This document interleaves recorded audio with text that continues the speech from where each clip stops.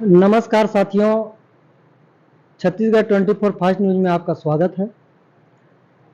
और हम आज लेलुंगा विधानसभा के तमनार ब्लॉक में उपस्थित हैं, जहां हमारे रायगढ़ राजघराना के देवेंद्र प्रताप सिंह जी आए हैं। इनका पूरा परिचय हम पहले जान लेते हैं। आपका पूरा परिचय बताएं। पहले तो सबसे पहले छत्तीसगढ़ 24 न्यूज़ का मैं तहे दिल से धन्यवाद देता हूं। एक विश्वसनीय चैनल है। ये मेरा सौभाग्य है कि आपके चैनल में आपने मुझे स्थान दिया, इसके लिए बहुत बहुत धन्यवाद जी, स्वागत है। मैं रायगढ़ राज परिवार से कुमार देवेंद्र प्रताप सिंह।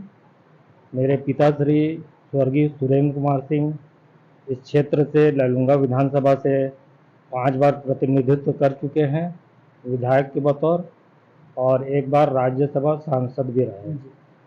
मैं वर्तमान में लेलुंगा से जिला पंचायत सदस्य हूं और रेलवे हिंदी सलाहकार समिति रेलवे बोर्ड का मेंबर भी हूं। जी राजा साहब, जानकारी के मुताबिक भारतीय जनता पार्टी में आप कब से जुड़े हुए हैं? मैं भारतीय जनता पार्टी 2003 से, जैसे छत्तीसगढ़ बना उसके बाद से मैं भारतीय जनता पार्टी का सदस्यता लिया और भारतीय जनता पार्टी से तब से अब तक विभिन्न दायित्वों में कार्य किया।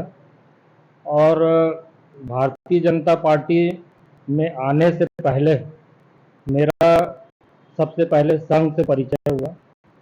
संघ का कार्य तो मैं पहले किया और मेरा शुरुआत जिला संघ चालक के बतौर संघ में दायित्व मिला, जो कि संघ का सबसे महत्वपूर्ण और सबसे बड़ा दायित्व होता है जिले का। और उससे पहले धर्म जागरण का अध्यक्ष रहा। प्रथम वर्ष संघ का प्रशिक्षक हूँ मैं, और मेरा संघ से पुराना संबंध रहा है। राजा साहब, लेलुंगा विधानसभा में अभी और छत्तीसगढ़ में चुनाव होने वाले हैं। आप भारतीय जनता पार्टी से दावेदारी भी पेश किए हैं। क्या लगता है, पार्टी आपको जैसे मौका देती है तो आप किस रणनीति के साथ चुनाव लड़ेंगे? देखिए, दावेदारी का सवाल जो है, क्या है, भारतीय जनता पार्टी का अपना एक प्रक्रिया है प्रत्याशी चयन करने का। उस प्रक्रिया से सभी को गुजरना पड़ता है। तो निश्चित रूप से ये बात सामने आ रही है कि हमारे भी नाम पर विचार हो रहा है। तो अगर इस प्रकार से अगर भारतीय जनता पार्टी हमको मौका देती है तो निश्चित रूप से हम जनता के सेवा के लिए तत्पर हैं और कार्य करेंगे। क्षेत्र में जो आप आए दिन आप अभी घूम भी रहे हैं और देख भी रहे हैं कि क्षेत्र में इतने बड़े बड़े उद्योगपति हैं, बैठे हुए हैं, अपना पैर जमाए हुए हैं। जैसे पूंजीपत्र क्षेत्र है, इंडस्ट्रियल एरिया है। उसके बाद तमनार में आप देख लीजिए, जिंदल के पावर प्लांट हैं, कई कोयला खदान है। उसके बाद भी आपको क्या यहाँ विकास नजर आता है? जी देखिए, जो लेलुंगा विधानसभा है वो 3 क्षेत्रों में बटा हुआ है। एक परिसीमन है, एक आपका तमनार ब्लॉक है और एक लेलुंगा। अभी आपने तमनार क्षेत्र के बारे में बात किए हैं, तो निश्चित रूप से देखिए यहाँ बहुत से उद्योग हैं, लगभग मेरे ख्याल से 100 उद्योग होंगे और कई माइंस है यहाँ पर, कोल माइंस वगैरह है, कोयला खदान भी है यहाँ पर जिस प्रकार से यहाँ पर माइंस और कोयला खदान है, उस प्रकार से इस क्षेत्र का विकास कोसों दूर है। यहाँ जनता त्रस्त है। एक तो प्रदूषण से त्रस्त है, रोड चारों तरफ से जर्जर हालत में है। यहाँ तक के जो मवेशी हैं वो भी मतलब आए दिन एक्सीडेंट में उनका मौत होता रहता है। आदमी भी खूनी रोड कहा जा रहा है इसको।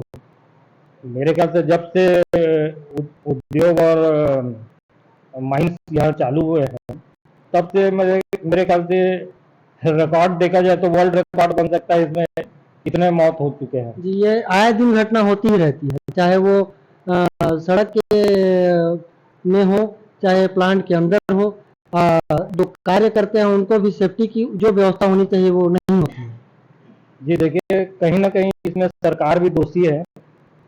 अगर जैसे दिल्ली में मेट्रो का कार्य चालू हुआ, तो मेट्रो का जब कार्य चालू हुआ तो उसके लिए बाकायदा प्लानिंग किया गया और एक अलग से रोड बाईपास निकाला गया ताकि आम जनता को सुविधा ना हो, और इतना सुचारू रूप से मेट्रो का कार्य हुआ कि किसी को कोई असुविधा। आप ये मानते हैं कि इस क्षेत्र में जो जितने भी कंपनियां लगी हैं, जितने भी खदान हैं स्थापित है, बिना कार्य योजना के कंपनियां और खदान लग गई?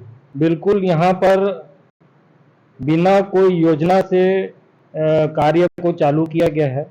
अगर मान लीजिए आपका यहाँ 40 टन 50 टन ट्रक चलेंगे तो उनका सड़कों का तो हालत जर्जर होएगा ही।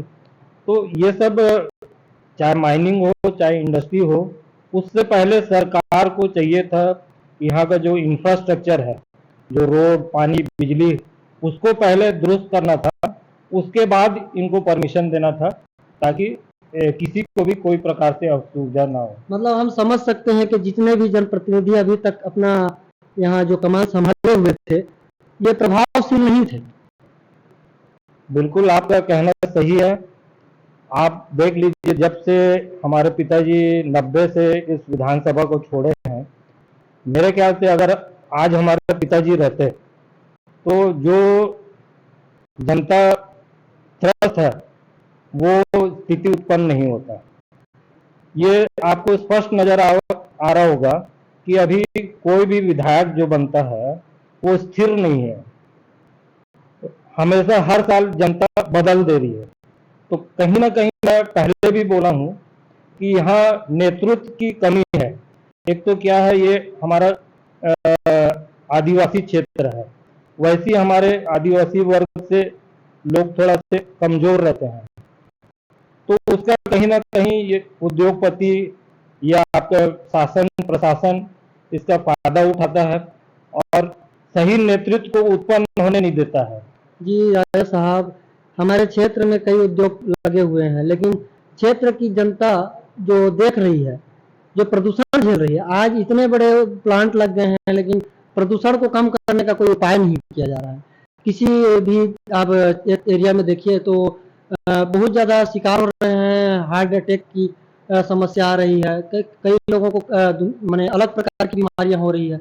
इसके बारे में क्या आप जनता को बताना चाहेंगे? देखिए, जनता जो है, जनता आंदोलन के लिए हमेशा खड़ी हुई है और इसका एक ही उत्तर है कि जनता को अगर सही नेतृत्व मिलता है तो सभी समस्याओं का समाधान हो जाएगा।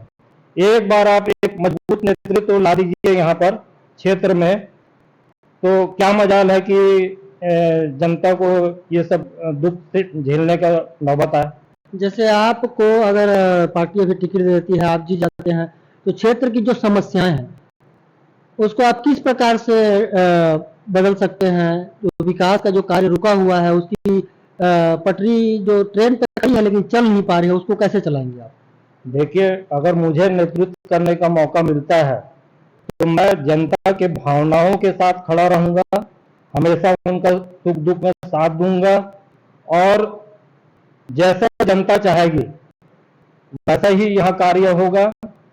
और रहा सवाल उद्योगों का, माइंस का, अगर सरकार चाहती है कि यहाँ उद्योग लगे, माइंस लगे, तो उनको भी नियम के तहत सारे कार्य करना चाहिए। अगर जिंदल अपने प्रीमिसेस को सौंदर्यीकरण करके रख सकता है तो मुझे नहीं लगता कि वो बाहर भी उसी प्रकार का सुविधा बाहर भी देने में उनको कोई प्रकार का अड़चन नहीं होगा। जैसे आप खुद जानते हैं, इतने बड़े पावर प्लांट होने के बाद भी तमनार जो ब्लॉक है, लेलुंगा विधानसभा का मेन मुख्यालय है, यहाँ आए दिन बिजली की समस्या रहती है। सड़क की समस्या तो आप देख ही रहे हैं, बिजली की समस्या से आप जनता को ये बताइए कि ये क्यों हो रहा है? देखिए, हमारा जो क्षेत्र है ये पूरा आदिवासी क्षेत्र है, आदिवासियों की भूमि गई है, उनको नौकरी मिलना चाहिए। उनका सही मुआवजा मिलना चाहिए, विस्थापन सही होना चाहिए। आपने कहा कि हम पावर हब में बैठे हुए हैं जी और पावर हब में बैठने के बाद यहाँ बिजली नहीं है, ये तो बड़ा शर्म की बात है। जबकि इस क्षेत्र को पूर्णतः फ्री में बिजली मिलना चाहिए। इस क्षेत्र के लोगों का अधिकार है कि उनको फ्री में बिजली मिलना चाहिए।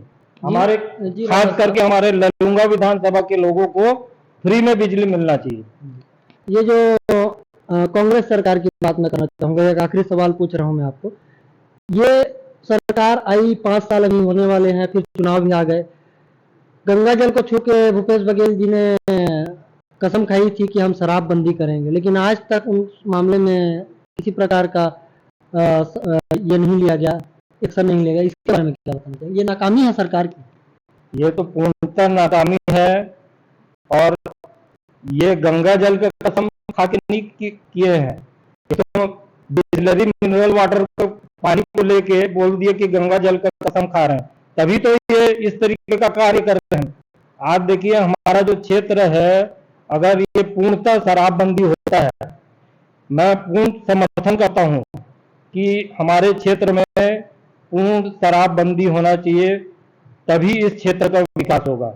आज हमारे आदिवासी भाई लोग जो बर्बाद हो रहे हैं, ये शराब के नशे में गिरफ्त में आके ये हो रहे हैं।